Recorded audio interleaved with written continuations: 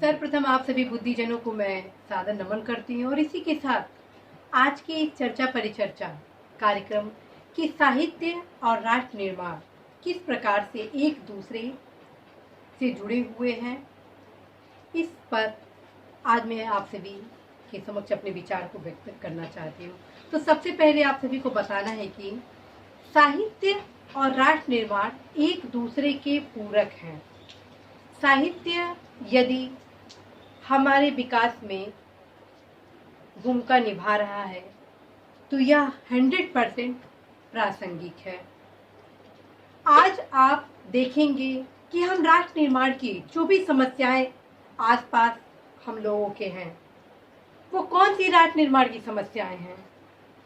हम सभी अवगत हुए साहित्य के माध्यम से कि कैसे गरीबी, बेरोजगारी, भुखमरी, आश्रय भाव, लिंग भेद, पर्यावरण प्रदूषण, हिंसा, क्षेत्रवाद, जातिवाद, भाषावाद किस प्रकार राष्ट्र को चुनौतियां दी, ये कैसे हमें ज्ञात हुआ।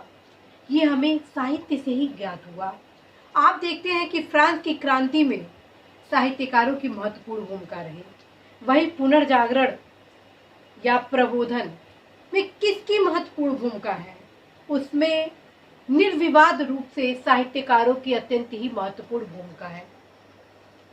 और आज हर्ष के साथ मैं आप सभी के सामने यह कहना चाहती हूँ कि साहित्यकार ही समाज के दर्पण होते हैं। समाज को यह अवगत कराते हैं कि हमारे समाज के कौन कौन से आधारभूत मजबूत स्तंभ हैं और कौन कौन से ऐसे कमजोर कड़ी हैं जो कि राष्ट्र की एकता में बाधा उत्पन्न होते हैं।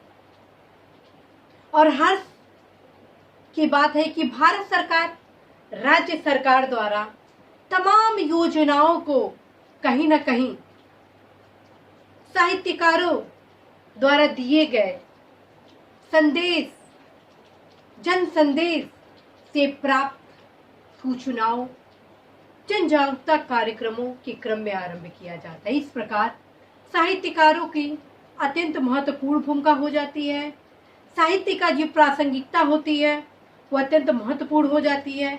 आज यदि हम कहें कि 21वीं सदी को भारत की सदी बनाना है तो हमें साहित्यकारों के भीतर छिपे उस असीम ऊर्जा को समाज में लाना होगा और एक बदलाव के साथ आह्वान करना होगा कि आप अपनी साहित्यिक लेखनी के माध्यम से देश के युवाओं को आगे बढ़ाने के लिए एक जन संदेश दीजिए।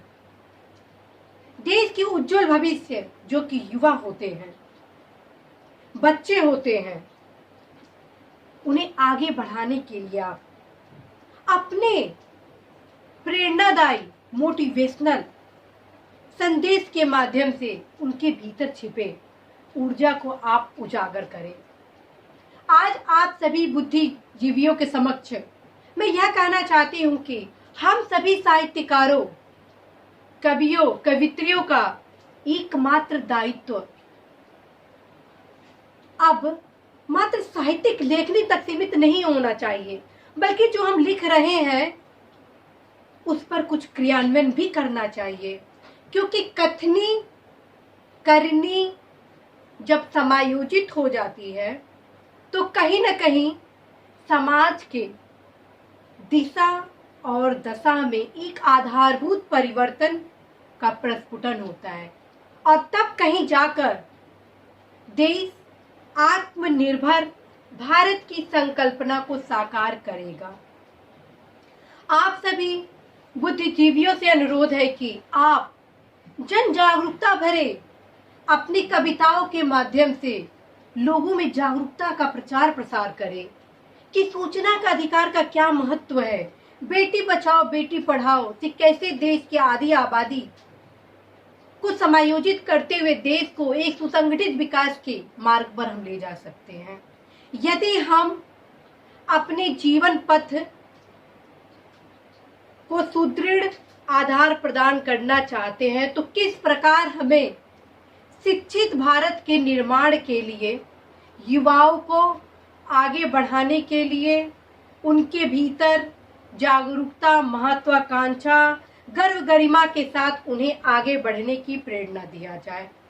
यदि हम साहित्यकार अपनी साहित्यिक लेखनी के माध्यम से गुणात्मक, रोजगार परक, शिक्षा देने के मुहिम को भी आगे बढ़ाए तो वह दिन दूर नहीं है कि हर घर में एक सुख समृद्धि के विकास का एक अवश्य ही दीपक जलेगा।